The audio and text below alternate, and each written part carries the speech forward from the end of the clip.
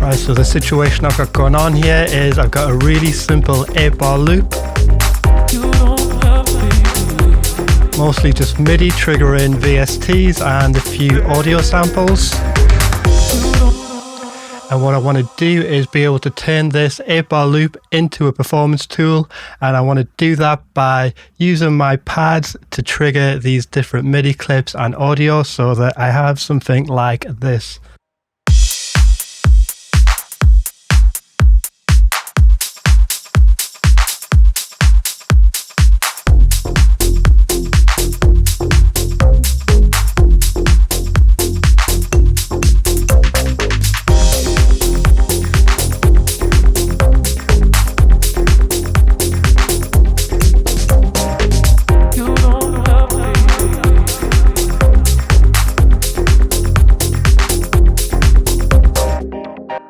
Now, before we get into this, I do just want to point out that Cubase isn't marketed as a live performance tool, although you do often see bands using Cubase in their live performances. You usually see like a drummer or a keyboard player using the arranger track and using MIDI to trigger different parts of the arranger track to come up with on-the-fly arrangements. But I feel like this method is a lot more organic and a lot more spontaneous. So not only could it be used by bands, it could be used by DJs who want to remix their tracks live on stage, or in this case I'm using it in the studio just to come up with different arrangements and different ideas on the fly. It's a lot of fun. It's a little bit complicated to set up, but like I say, Cubase is not really meant for this, but it can be done, and that's what I'm going to show you today. So let's get into it. Right, so before we get into this, let's just have a quick look at what I've got going on here. So on the first channel, I've just got some drums coming out of Groove Agent 5. Sounds like this.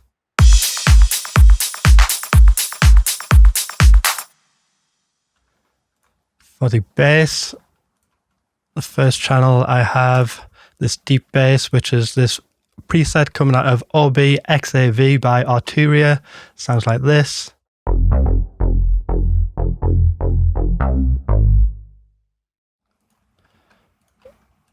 The second bass channel, again the same instrument but a different preset. Sounds like this.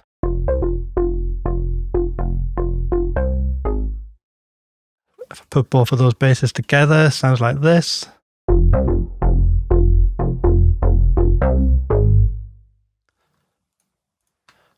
For the chord stabs, again, I've got another Arturia instrument, a bit of an Arturia fanboy nowadays.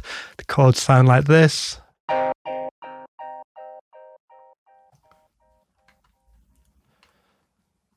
And for this modular sequence, again, one more Arturia instrument, the modular V, playing this sequence that sounds like this. Absolutely love that. So atmospheric. Then I've just got a vocal sample. You don't have to be good.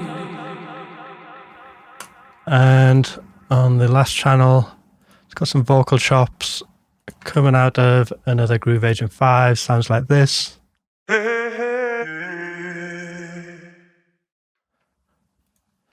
Put that all together, we have this.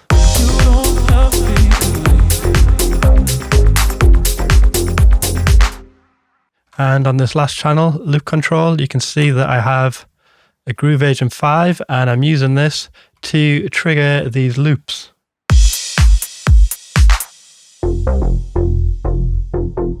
And even though I'm using Groove Agent 5, these aren't samples. If I load up the bass instrument, let's move this out of the way, we can see if you look at the keys here that this pad is triggering that instrument. Now, of course, you've seen that I am using Groove Agent 5 for this, the full version. Now, that's because there are more options within Groove Agent 5, but towards the end of the video, I'll show you a little workaround to show you how this is possible within Groove Agent SE as well. Right, so I'll try and be as thorough as I can. Like I say, this is a little bit complicated when you do it for the first time, but once you've got your head around the MIDI routing and how all this works, it is fairly simple. So I'm going to start off from scratch. So let's remove what I already have here. And the first thing I want to do is load up Groove Agent 5. And I'm going to label this loop control.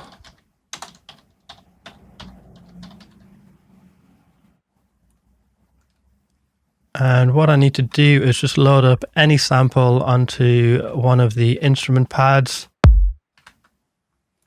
just to activate all the functions within Groove Agent. Don't actually need the sample, so I'm just going to turn it down. We just need it in there so that everything activates within Groove Agent.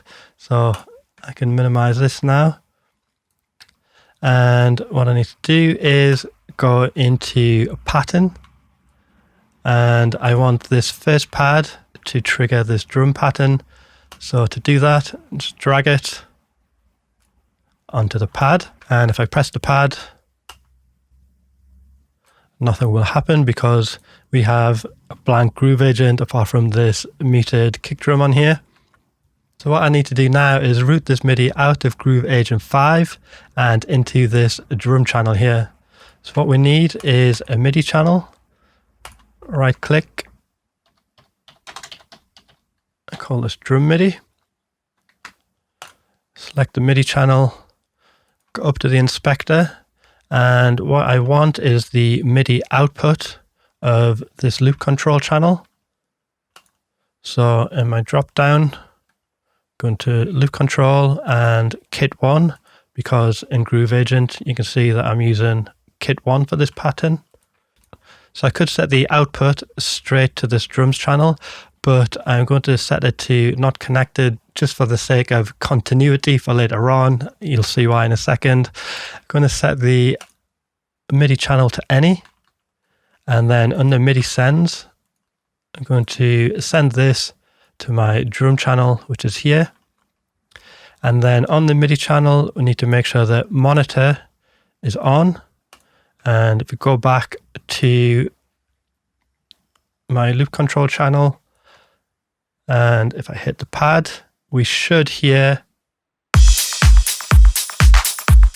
that drum pattern being played through this drum instrument. So let's just do a quick overview of what we've got going on here. So first up on the pads, we can rename the pads, set a color. We can change the trigger notes, we can cut pad, copy pads, all the kind of usual stuff. And in the main section here, we can quantize that pattern, set the quantize amount. We can add swing if we don't already have it on there, which I do have a little bit. We can set the MIDI start and end points, where we want that MIDI loop to start, where we want the MIDI loop to end. We can have the loop play at halftime, or double time. Normal. We can set the gate, so the length of the MIDI notes. Obviously it won't make much difference now because we're playing a drum beat. And we can set the velocity scale. Click on the cog here, we get some extra options. I'll get into what exclusive is in a second. Right now, play mode is on hold, which just means if you hold down the pad, the pattern will play, and as soon as you take your finger off the pattern will stop. We have toggle mode, which just means if you hit the pad once, it will play, and if you hit the pad again, the pattern will stop.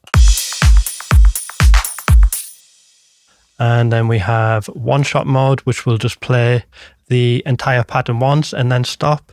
So if I make this pattern shorter so we can hear, I just need to hit the pad once, and it will stop at the end of the pattern. I'm going to have mine in a hold because on my actual MIDI controller, if I go to MIDI assign, we can see if I hit this pad, that this pad is in toggle mode. So that means if I hit the pad once, it will toggle the pad on. And because this pad is on hold,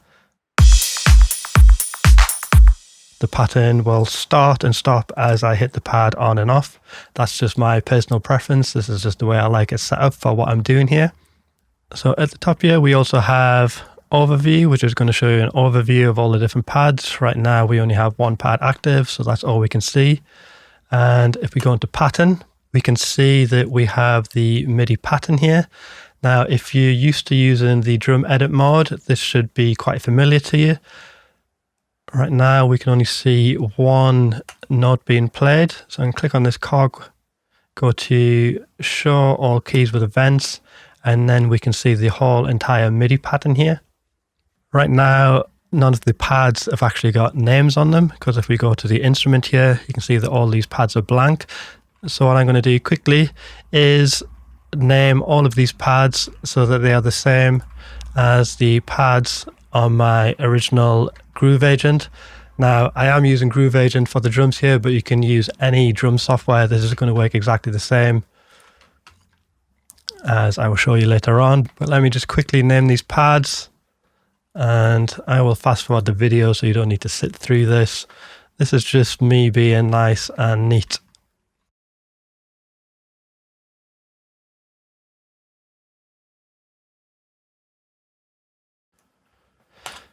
Okay, so if I go back to pattern now,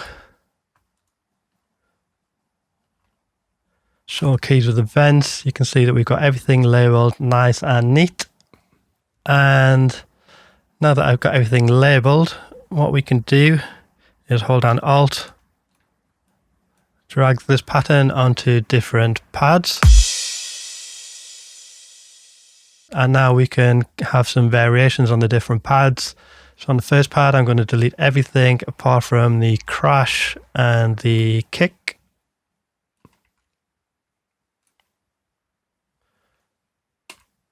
Let's rename it. On the second pad, I'm going to delete everything apart from the kick, snare, clap, and crash.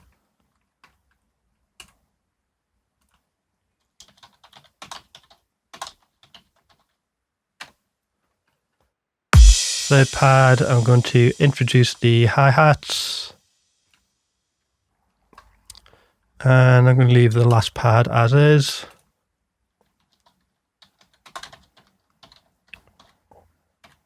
And now I should have those different patterns on these different pads.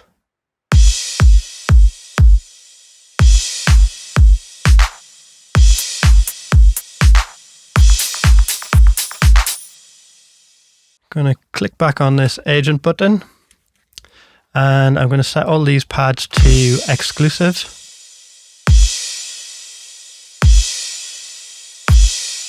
And anything that is exclusive will not play over the top of another pad that is exclusive. Now we can set up other pads which are not exclusive, which will play over the top of exclusive pads, but anything labeled exclusive just won't play over the top of another exclusive pad. And I'll show you that right now when we add the bass line. So the way I'm going to do this, it might seem a little bit convoluted, but say once you get your head around how this works, it becomes very easy. So what I'm going to do is go to Beat Agent 2 and go to my instrument, and again just load up a sample just to activate everything, turn on the volume on it because I don't need it. And if I go to pattern, you can see that we have the same patterns on Beat Agent 2 as we do on Beat Agent 1. And the reason for that is this button here, global pad settings for pattern pads. So if I take this off, now if I go to Beat Agent 2, you see we no longer have those patterns. I'm not sure why those are still labeled like this, but never mind. I'm going to reset pads, and what I'm going to do in Beat Agent 2 is drag the bass MIDI onto this pad here and add a MIDI channel.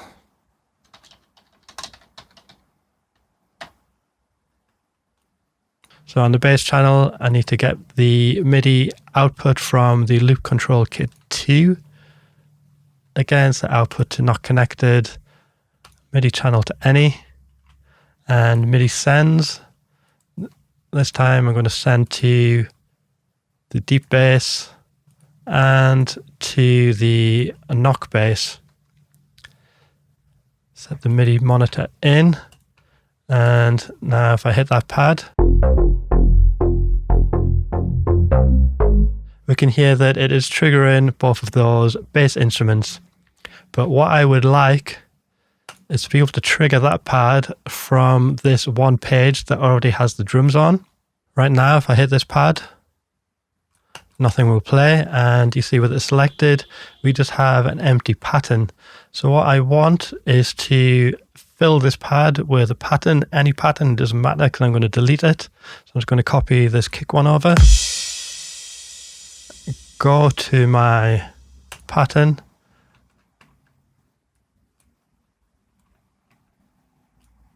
Delete the pattern because I don't need it. Back at agent, turn exclusive off.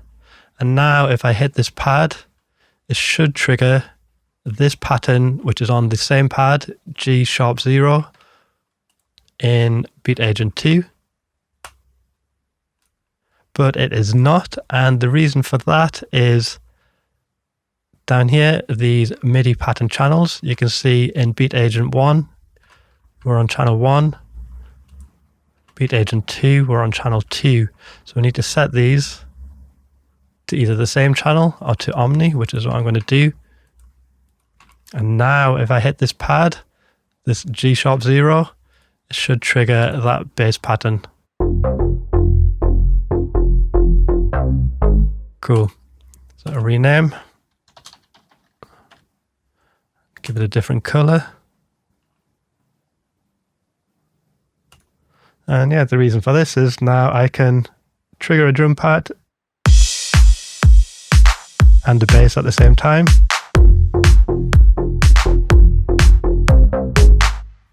Cool.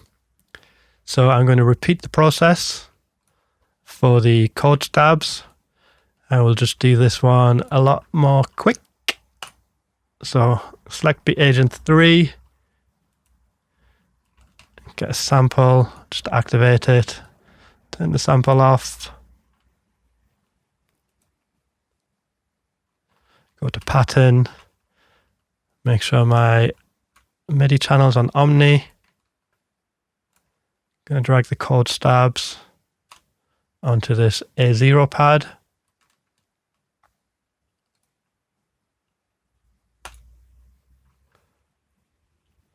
Copy this over. Again, remember this is just a blank pattern now, no MIDI in it at all.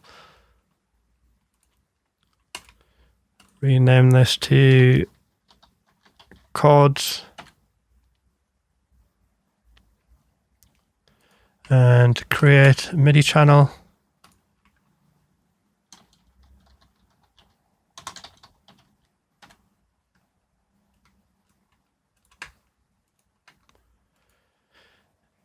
Get the output from kit 3. So that are not connected. MIDI channel any. MIDI send. And let's send this to the chord stabs. Monitor input. And now, play both.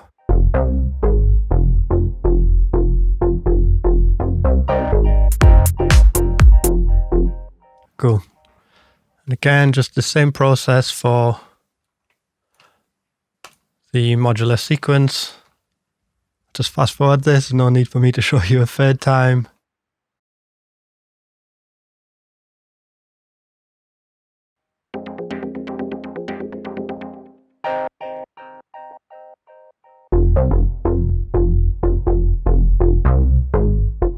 Right, so let me show you quickly how I got those drum fill patterns. So the way I did this was using these styles. So make sure I have all agents selected. Now under styles, you see we have these two icons. These things I think are meant to represent bongos, which means that this is a percussion style. And these drumsticks mean that this is a drum kit style. And if I click on one, we will hear that style played through my drum kit.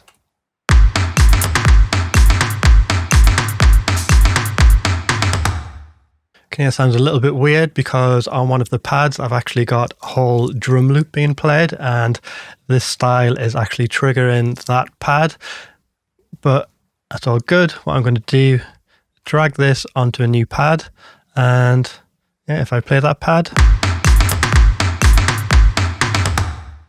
you can hear that it's kind of playing that pattern.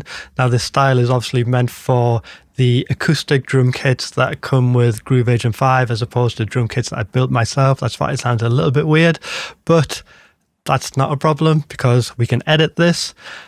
Right now this style is playing the main pattern. We can see that because main is highlighted here, but you can see right here we have 8 different fills. If I click on the first one, it's going to play a fill. We can change the complexity of the pattern by using this XY slider here.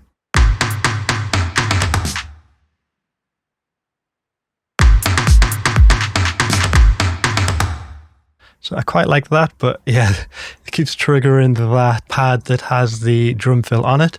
So what we can do is click on Convert Style to MIDI Pattern, and then we can just edit the pattern. And we can see that this channel here is where that drum fill is coming out of. So if I change visibility to show all keys, I can just highlight these and pull them down onto a different channel. And now we have a cool little drum fill that I can put in.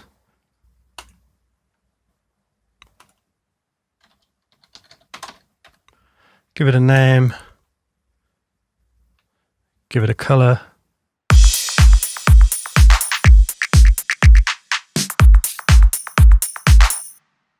Very cool. Now we can see that we've already used all 4 MIDI outputs in Groove Agent 5, but I still have a few more channels. Like I have this vocal sample.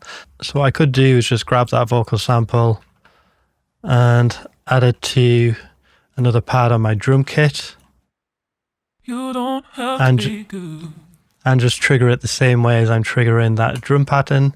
But I'm not going to do that. What I'm going to do is actually make a new instrument. It can be any instrument that can play samples. So I'm just going to use Groove Agent SE. Make sure I've got this labeled.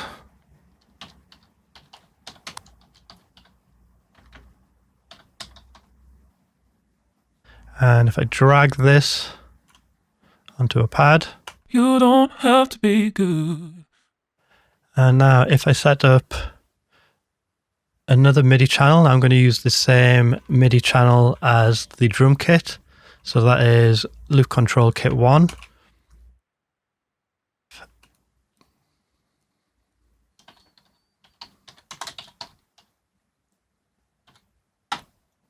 Yeah, if I set the input on this to Loop Control Kit 1 and send this to the vocal sample, the problem we have now is every time I hit the kick, you don't have to be good. It's going to play that vocal sample at the same time, which is not what I want. So an easy solution to this is to get that vocal sample and just move it to a pad that is triggered by a note that is not within the original drum kit. So in this case, I've got it on C4. So I go to my loop control and let's use this pad to trigger that. Let's call it vocal sample.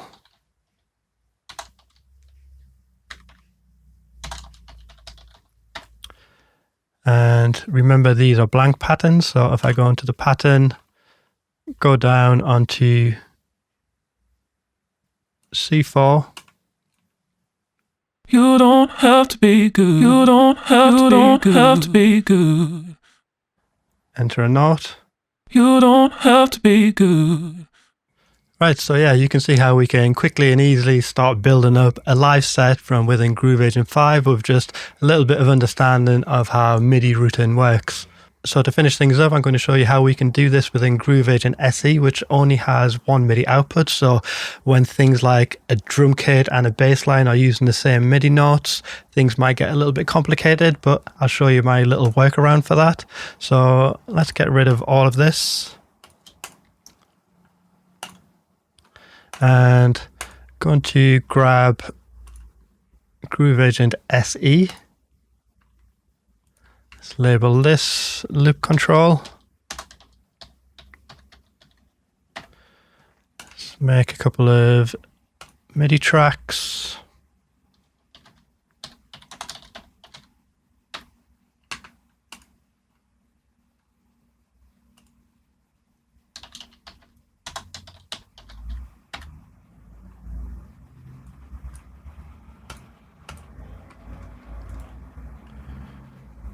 Get the inputs from a new loop control. This one, not connected. Any MIDI sends drums. And on the bass channel, again, get the loop control. Not connected. Any MIDI sends to my bass channels. Open up my pads. The first pad, I'm going to get the drums. Second pad, get the bass. Let's not forget that I need some kind of sample on here.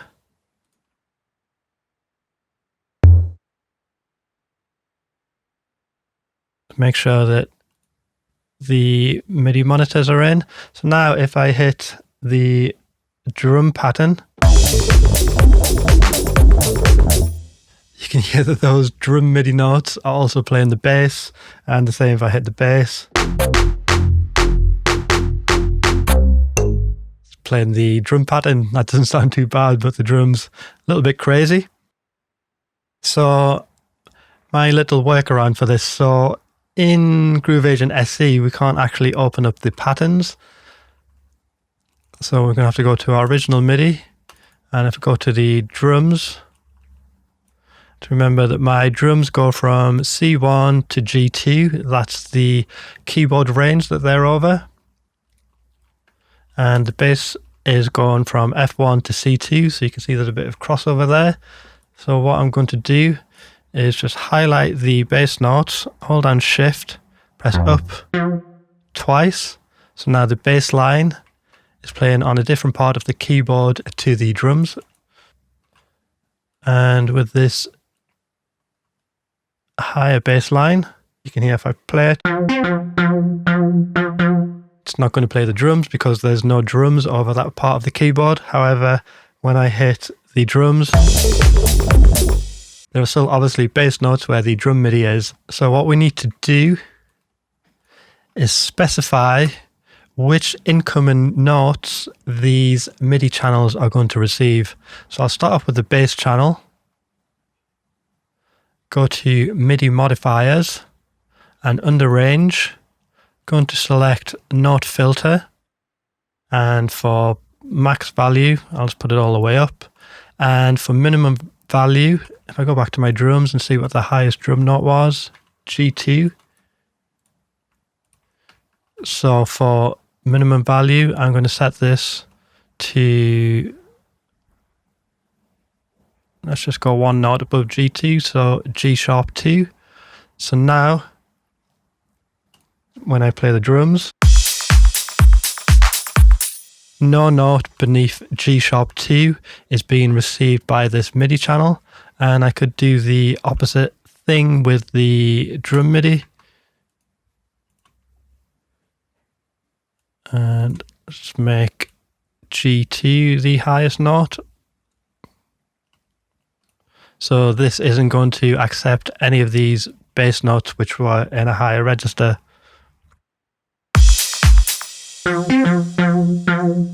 But obviously we can hear that the bass is now 2 octaves too high.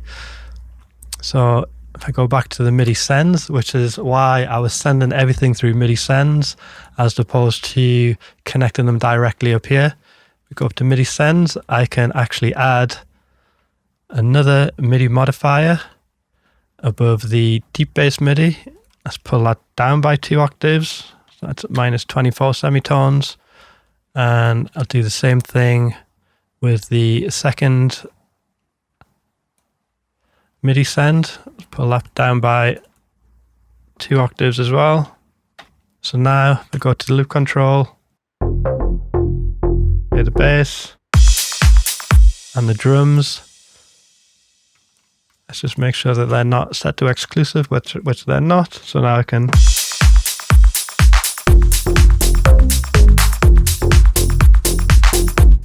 play both at the same time in Groove Agent SE. So if you're using Groove Agent SE, you can just split your MIDI up to different parts of the keyboard and split it up like that. So yeah, I think I'm going to leave it there. I could go on all night with this. Basically, the outputs on Groove Agent SE are MIDI, so anything that you can control with MIDI notes within Cubase, you can use your pads in Groove Agent to trigger that. So you could trigger parts of an arranged track and trigger off effects, things like that. Sky's the limit. It's just, as long as you understand how the MIDI routing works, you're all good to go. But anyway, thanks for watching this far through the video. Big thank you for all your support. I really appreciate it. But that's it for now. I've been Craig Lopez. This has been Tutorialism. Peace.